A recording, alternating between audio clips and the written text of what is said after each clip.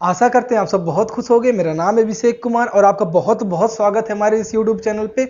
आज की क्लास में हम अनुपात समानुपात रेशियो एंड प्रपोर्शन से रिलेटेड एक बहुत ही इंपॉर्टेंट क्वेश्चन के बारे में चर्चा करेंगे। ये जो क्वेश्चन है, ये क्वेश्चन बहुत ही ज्यादा इंपॉर्टेंट है और बहुत सारे एग्जाम में क्वेश्चन पूछा भी गया है।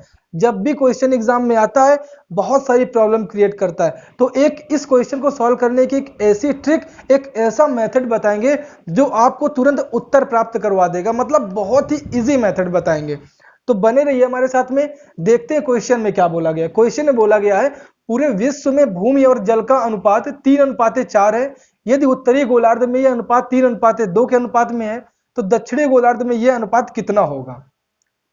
सिंपल सा क्वेश्चन है और इसी क्वेश्चन को हम इस ढंग से सॉल्व करेंगे कि आपको बार बार टाइप चेंज करने की जरूरत नहीं पड़ेगी कि इस तरीके से करें या इस तरीके से करके देखें। सीधे एक टाइप लगाओगे, एक मेथड लगाओगे, आपको आंसर मिल जाएगा।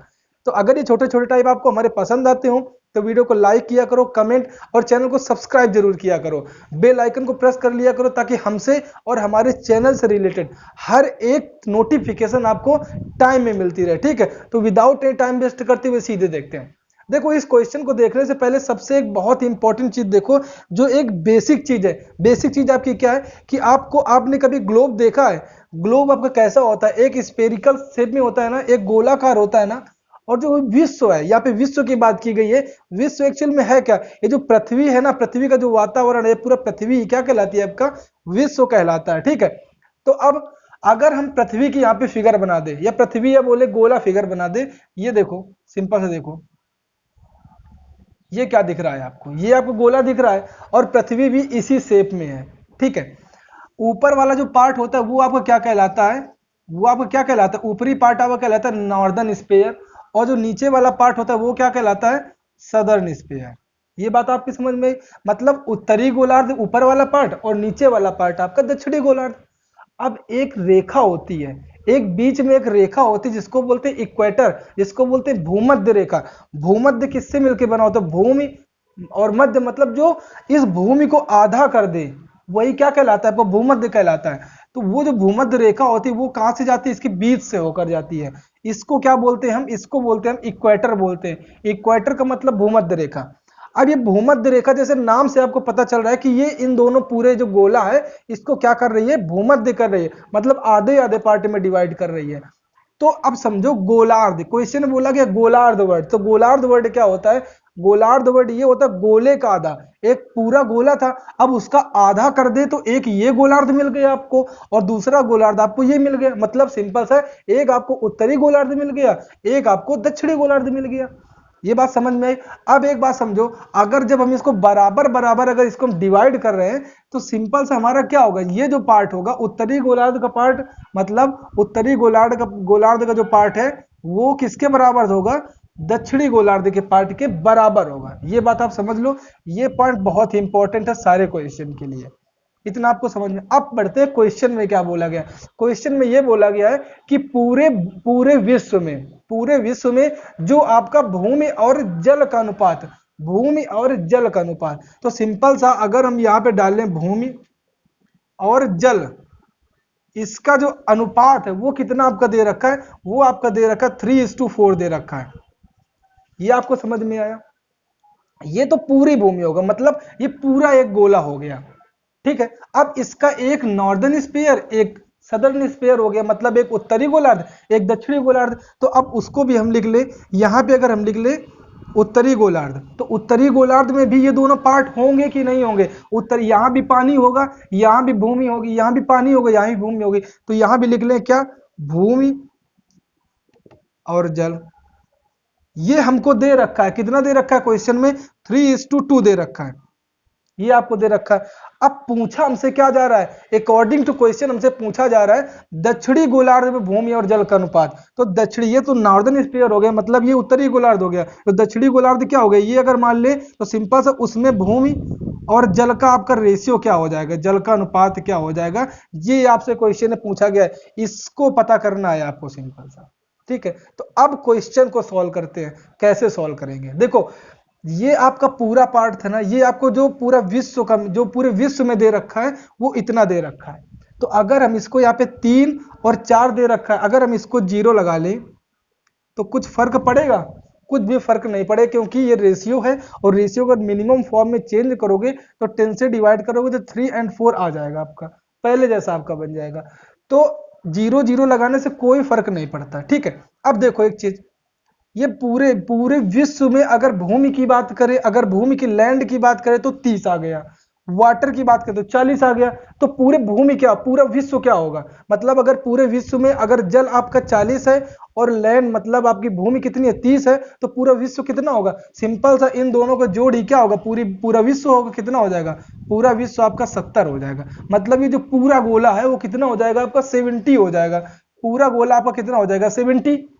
पूरा देखो, इस क्वेश्चन को आप समझ लोगे तो जो इसके आगे जितने भी क्वेश्चन करोगे उनको बहुत ही इजीली और बहुत ही कम समय में आप सॉल्व कर सकोगे। लेकिन अगर बेसिक आपको समझ में नहीं आएगा तो आपको बहुत ही डिफिकल्ट हो जाएगा, फिर आप बीच में छोड़ के चले जाओगे, फिर नहीं देखोगे इस क्वेश्चन को, क्योंकि इतना पेशेंस है कहाँ तुम लोगों के पास कि इस क्वेश्चन को हम बता रहे हैं, बोल रहे हैं कि पहले इसको देखो, जो आपको बताने की कोशिश कर रहे हैं बेसिक चीज उसको समझ लो, अगला क्वेश्चन अपने आप आपको आ जाएगा, ठीक है।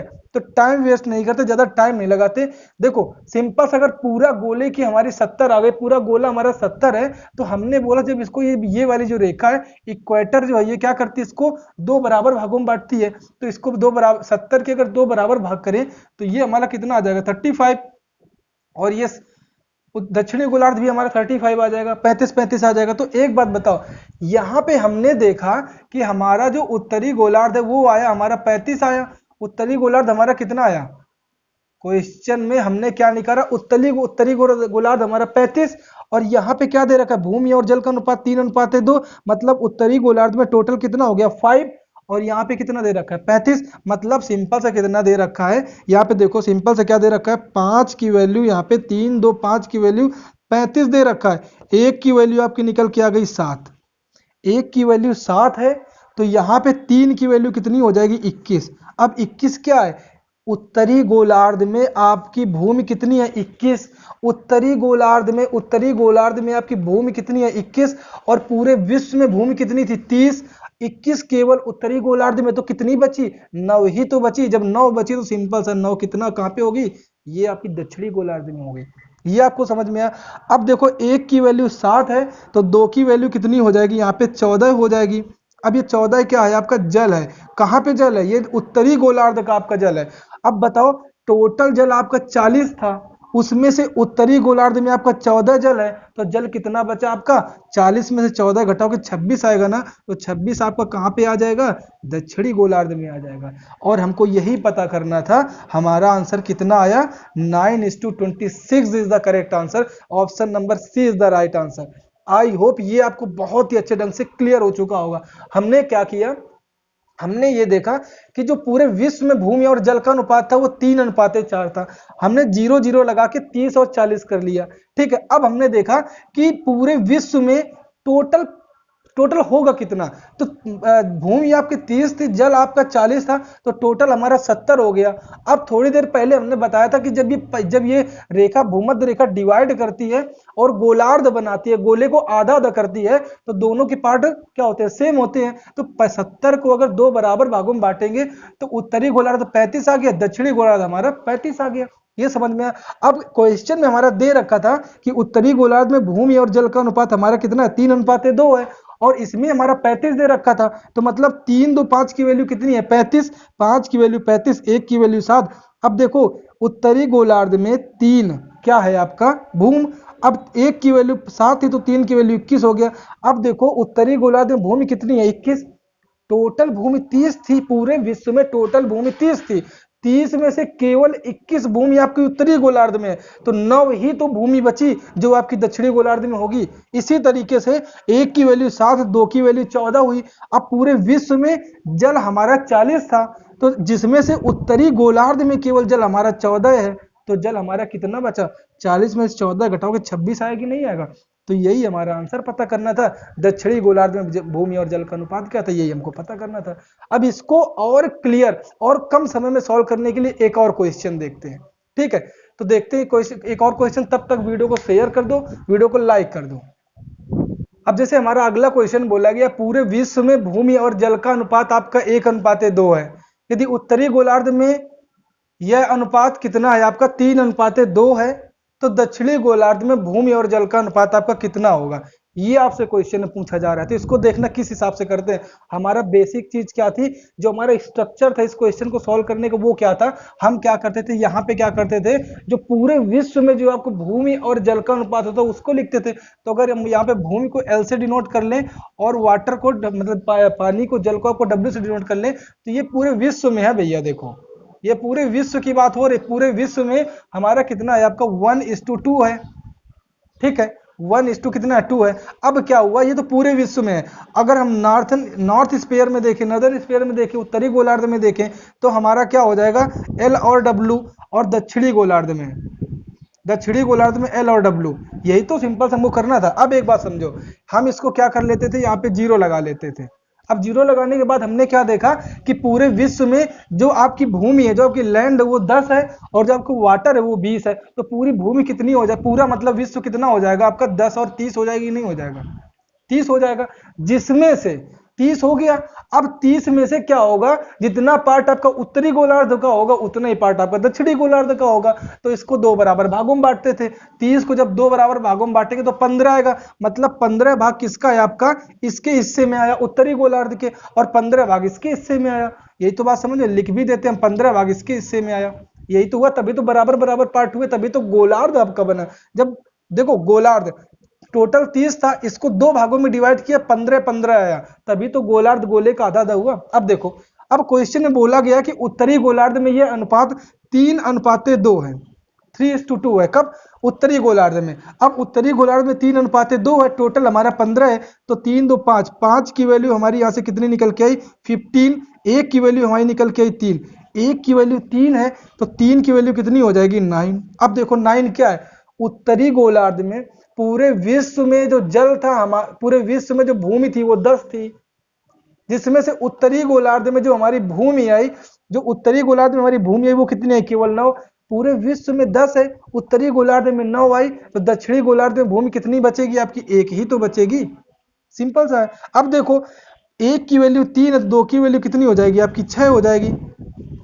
पूरे विश्व में आपका जल 20 है, जिसमें से आपका पूरे विश्व में जल आपका कितना है, 20 है, जिसमें से आपका उत्तरी गोलार्ध में जल कितना है आपका, उत्तरी गोलार्ध में केवल 6 है। तो मतलब पूरे विश्व में आपका 20 था, उत्तरी गोलार्ध में आपका 6 है, तो बचा कितना आपका, 14 बचा। तो 14 आपका क्या हो जाएगा, कहाँ पे हो जाएगा, दक्षिणी गोलार्ध में हो जाएगा। ये आपका आंसर हुआ। मतलब कहने का, जो दक्षिणी गोलार्ध हुआ उसमें आंसर कितना हुआ, 1:14। दक्षिणी गोलार्ध में भूमि और जल का अनुपात कितना होगा, 1:14 होगा। तो कितने आसानी से, कितने कम समय में होगा, जब आप इसकी प्रैक्टिस करोगे तो और कम समय में आप इस क्वेश्चन को सॉल्व कर पाओगे। तो देखते हैं अगला क्वेश्चन, हमारा अगला क्वेश्चन इससे रिलेटेड क्या है। अब जैसे अगले क्वेश्चन में बोला गया है, पूरे विश्व में भूमि और जल का अनुपात 4:7 है। यदि उत्तरी गोलार्ध में यह अनुपात 2:3 है, तो दक्षिणी गोलार्ध में भूमि और जल का अनुपात क्या ज्ञात करो। सिंपल सा, हम क्या बनाएंगे, ये हमने गोला बना लिया, इसका हमने क्या कर दिया, आधा कर दिया, और ये हमारा पार्ट कौन सा हुआ, ये हमारा पार्ट हुआ उत्तरी गोलार्ध, ये हमारा हुआ दक्षिणी गोलार्ध हुआ। सिंपल सा। अब देखो, जितना पार्ट इधर का होगा इतना पार्ट इधर का होगा। ठीक है, अब लिखते हैं विश्व में, पूरे विश्व में हमारा, अब हम भूमि को किससे डिनोट करते हैं, एल से डिनोट कर लेते हैं, और वाटर को, पानी को किससे डिनोट करते हैं, डब्ल्यू से डिनोट करते हैं। मतलब पूरे विश्व में भूमि और जल का अनुपात अकॉर्डिंग टू क्वेश्चन कितना, 4:7 है, 4:7 है पूरे विश्व में। और अगर उत्तरी गोलार्ध की बात करें, नॉर्दर्न स्फीयर की बात करें, तो इसमें जो है आपका लैंड और वाटर कितना आपका दे रहा है, क्वेश्चन के अकॉर्डिंग 2:3 दे रखा है। और इसमें आपका भाई नॉर्थ स्फीयर बचा, साउथ स्फीयर बचा, सदर्न स्फीयर बचा। अब इसमें देखो सिंपल सा, अरे यार, ठीक है, अब इसमें देखो, ये आपके लैंड और वाटर, लैंड और वाटर, इसमें हमको क्या करना है, पता करना है। इसमें हमको क्या करना है, पता करना है। ये पता है, और उत्तरी गोलार्ध का पता, दक्षिणी गोलार्ध का पूरा मैटर हमको क्या करना है, पता करना है।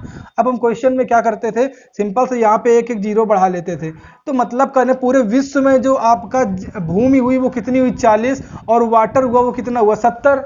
पूरे विश्व में हमारी जो पृथ्वी में, पूरे पृथ्वी में जो हमारी भूमि हुई, जो लैंड हुई, वो कितनी आपकी है, 40, और जल आपका कितना दे रखा है, 70 दे रखा है। तो टोटल हमारा विश्व कितना हुआ, 40 और 70 को ऐड करें कितना आएगा आपका, 110 आएगा कि नहीं आएगा। इतना आया, ये पूरा विश्व हुआ। अब बताओ, जब हमने इसको दो पार्टों में डिवाइड कर, जब हमने इसका गोलार्ध बना लिया, क्या बना लिया, जब हमने इसका गोलार्ध बना लिया तो जितना पार्ट इधर का होगा इतना पार्ट इधर का होगा, मतलब दो गोले बना, दो भागों में बांटा है तो इसके दो भाग होंगे, जब दो भाग होंगे तो 55 इधर आ जाएगा, 55 आपका इधर आ जाएगा, मतलब कहने का 55 भाग इधर होगा, 55 भाग इधर होगा आपका। अब उत्तरी गोलार्ध के हिस्से में कितना आया आपका, 55 आया, दक्षिणी गोलार्ध के हिस्से में आपका कितना आया, 55 आया। अब क्वेश्चन बोल रहा है पहले ही कि जो उत्तरी गोलार्ध में भूमि और जल का अनुपात कितना है, 2:3, और हमको यहाँ पे हमने निकाला है 55, मतलब 3 2 5 की वैल्यू हमारी कितनी आई, 55, एक की वैल्यू हमारी कितनी आ गई, 11 आ जाएगी, कितना आ जाएगी, नहीं आ जाएगी, एक की वैल्यू हमारी 11 आ गई, दो की वैल्यू कितनी मिलेगी आपकी 22। एक बात समझो ध्यान से, पूरे विश्व में जो आपकी भूमि थी वो 40 थी, पूरे विश्व में जो भूमि थी आपकी 40 थी, जिसमें से केवल उत्तरी गोलार्ध में आपकी भूमि कितनी है, 22, पूरी आपकी 40 थी, 22 आपकी केवल किसमें, उत्तरी गोलार्ध में है, तो बची हमारी कितनी, कितनी हमारी बची, सिंपल सा 18 बची कि नहीं बची, 18 हमारी उत्तरी दक्षिणी गोलार्ध में हमारी 18 बची।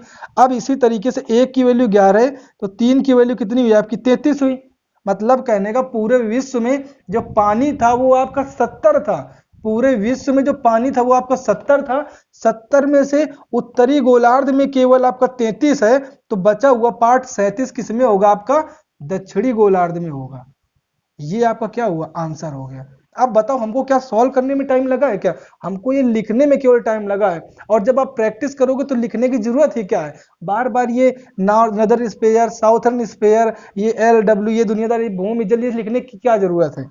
ठीक है, जब इसकी आपको प्रैक्टिस करोगे तो बहुत ही इजीली ढंग से क्या कर सकोगे, क्वेश्चन को फाइट कर सको क्वेश्चन। तो आई होप ये सारे क्वेश्चन आपको बहुत ही अच्छे ढंग से, क्वेश्चन और टाइप सारा कुछ आपको बहुत ही अच्छे ढंग से समझ में आ गया होगा। अगर वीडियो आपको पसंद आए तो वीडियो को लाइक करो, कमेंट करो, चैनल को सब्सक्राइब करो, बेल आइकन को प्रेस कर लो, ताकि समय समय पर आपको नोटिफिकेशन वीडियो से रिलेटेड आपको मिलती रहे। तो इसी तरीके से खुश रहो, पढ़ते रहो। This is Abhishek Kumar signing off. मिलते हैं किसी एक और जबरदस्त टॉपिक, टाइप या चैप्टर के साथ, तब तक के लिए धन्यवाद।